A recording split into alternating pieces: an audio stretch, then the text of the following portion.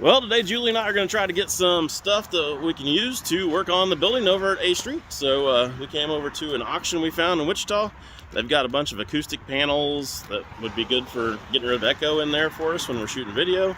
And they also have some glass and who knows what else here. So let's go in and see what we can find.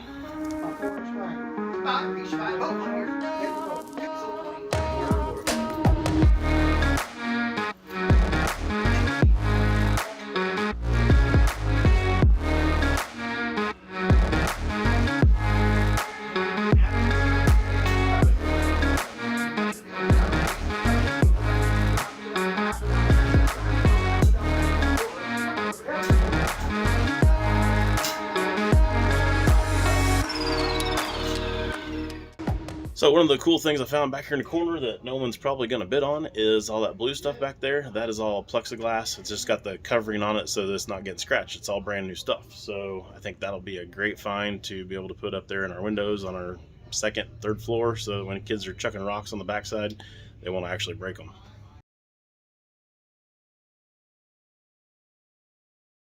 So next day, we got a pretty good trailer load of stuff, but it was dark by the time we got all this out of the building. We've got a pretty cool new little table right here. So this is going to be a nice little work table for being able to do a bunch of sheet metal work on and stuff like that, I think. But for now, I think we're going to end up using it as a place to cut some of this plastic and some of this glass that we just got here to be able to fill in all of our windows upstairs. These panels here are some acoustic panels. We also picked up a whole bed of tools, and we did get that scaffolding, and I don't know, a whole bunch of other stuff in there.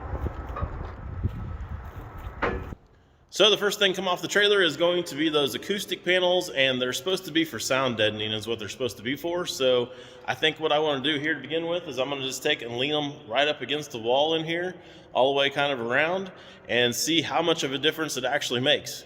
I don't know if they're going to do anything or not, but I figure we got video right now and you guys can hear the echo in here, and we'll take some more video after we get them all unloaded and stack them in here around the room.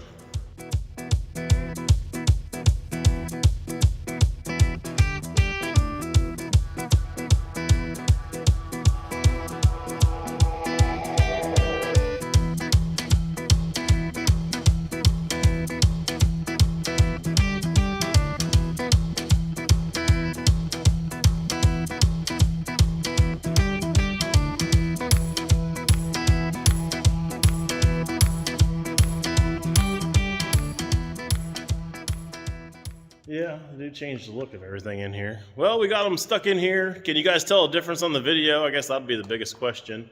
It seems like there's still an echo in here. Julie just brought up the idea that maybe they're all supposed to be on one wall that stops the echo from bouncing around or something, or maybe higher, or maybe on the roof. I don't know. If you guys got any information about how any of this stuff works, help us out. Leave us a comment down below, because we have absolutely no clue. We're just idiots throwing money at stuff we know nothing about. So there you go. At least we're honest. At least we're honest. Let's go out here and check out all this glass, though, and plexiglass that we have on the trailer, because we do have a big stack of that, and I think that's going to save us a ton of money when we go to replace all the windows upstairs. Okay, it's time for the big reveal to see if any of the glass survived the drive back from Wichita to Hutchinson. No faith in my loading abilities? Come on now. I have very little faith that any of the glass made it in one piece. He thinks it's all fine. We are about to find out. Plexiglass made it? Well, that's plexiglass.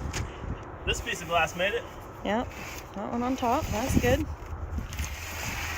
That one's, I'm not sure what we're even doing with that one. It's tempered and beveled, so it's like, you know, a coffee table top or something. It was part of the deal.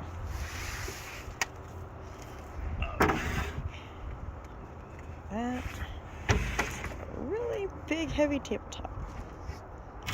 We only bought this so that I would be able to have something to kind of hold everything down.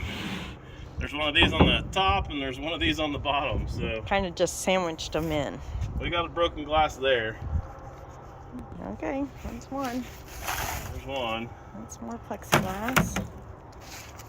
More plexiglass. Oh, that was actually a piece of plexiglass that was already broken. Oh no, that was actually a piece of glass. I don't know why we have these little strips. I don't know. This was the plexiglass that was already broken, yeah. But I figured there's plenty of window in there. Cutting it down for window.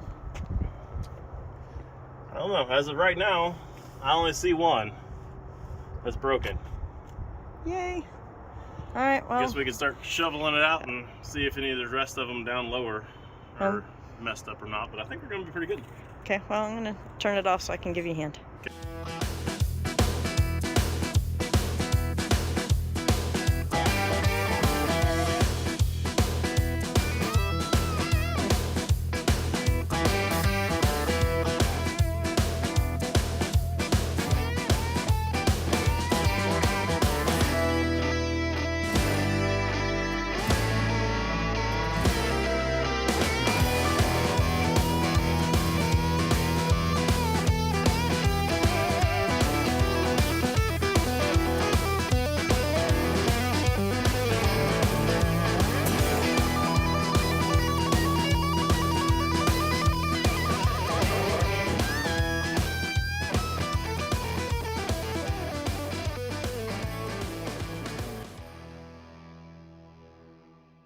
Sweet, so here's our first score of glass. You can see all of that made it here. There was only a couple pieces that was really small stuff that didn't make it. And I've got a total of 29 pieces of glass right there.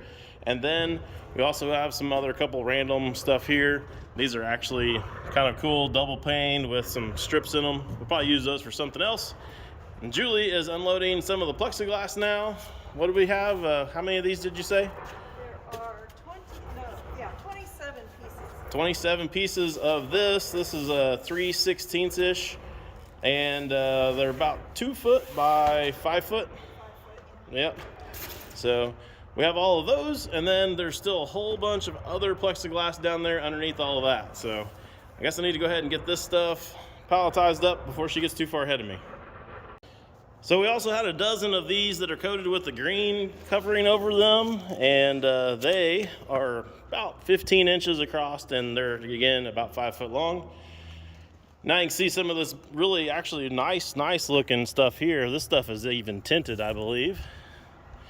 And we've got quite a few sheets of those down there as well. So next up on the list, we got this sweet ass table right here. It's got all these cool little compartments that'll be great for storing sheet metal and stuff later. I think they were cutting glass on it. Of course, now there's a train. So I guess you guys can go to time lapse and watch me tote this big heavy bastard up into the building.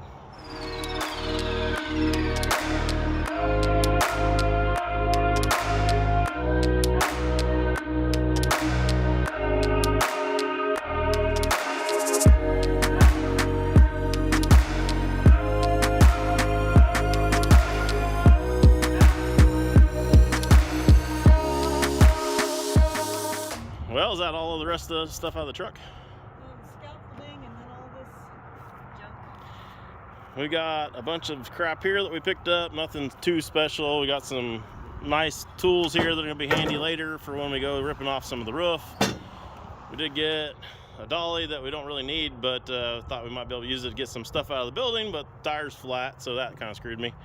And then we got 50 some tubes, I think, of caulking and stuff over there. So some harnesses over here for if you're doing any climbing, and some stainless steel woven wire. So I don't know what that's for, who knows, just figured I needed it for $1. And then of course a couple of sections of scaffolding, which we'll definitely be needing in there at some point. So I'm up here on the roof to talk to you about that red tool that Anthony picked up at the auction.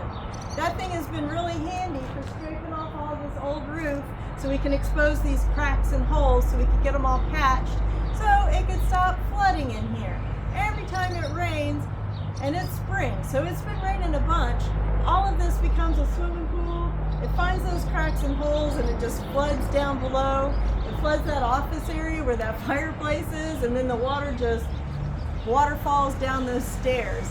I would show you all of that, but it's just too dark down there. I've tried, you just can't see what's going on, but it's amazing.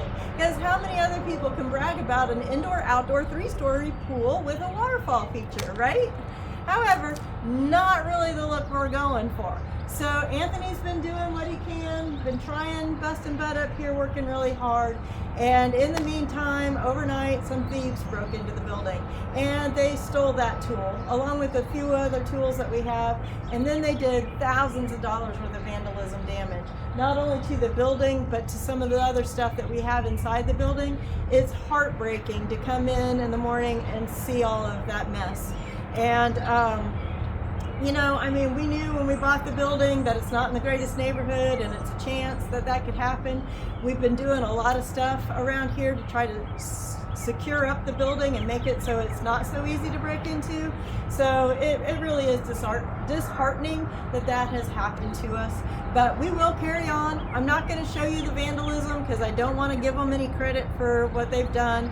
But I will put the case number in the description below. So if you do happen to know anything about it, for one, Anthony would love to talk to you.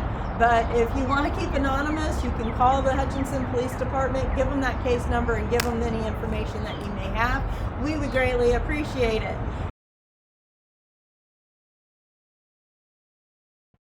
All right, so we got the scaffolding unloaded and actually put together. Just kind of check it out a little bit here, and it's a little janky. So I don't know. I'll probably have to add a little bit of stuff to that to be able to make that work, or at least before I'll want to climb up there and do a whole bunch. But it's better than nothing, and we got it for a good deal, so I think I'm still happy with it. And if all that was not enough, Julie also got her a little picture pump water thingy-majiggy bobber for flower garden or something. We got a handful of T-posts for $1 a piece for the farm, and we also ended up with some random stuff here that I had stuffed in the back seat of the truck. This stuff's all gonna go inside here at the shop, so I'll show you this real quick and then I'll tote that in. Drop cord, a squeegee, some good straight edges there. Needed a couple new ones of those. Nice T-square. Always need chop saw blades, some levels, several levels going on there, and some boxes of some random tools that were cheap. So there you go. Oh, and I almost forgot the coolest part. A little Whitney hand punch. This thing is pretty cool. It's about 20 inches long or so, so that'll be handy for some stuff. And I got that for pretty cheap too.